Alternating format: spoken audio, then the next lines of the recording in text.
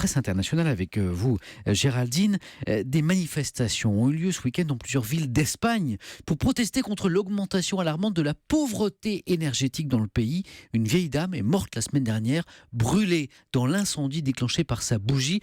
On lui avait coupé l'électricité. Oui, la mort de Rosa, 81 ans, dans une ville de Catalogne, déclenche un débat national. Beaucoup de fureur aussi de la part des partis d'opposition qui s'indignent.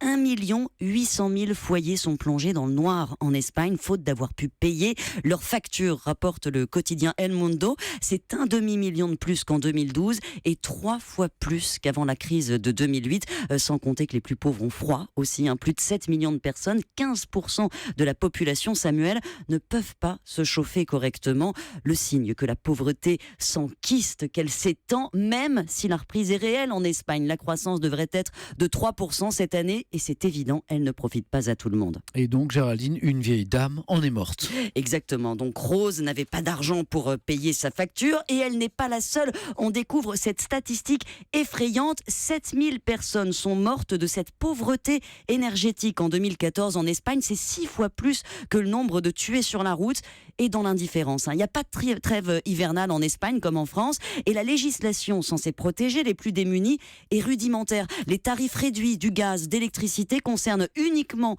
les plus pauvres. En gros, si vous vivez d'aide sociale et que vous faites un petit job, 2-3 jours par mois pour 100 € de plus, vous perdez l'avantage. La Catalogne, paradoxalement, où est morte Rosa, a les lois les plus avancées. La compagnie aurait dû, en théorie, prévenir les services sociaux avant de lui couper l'électricité.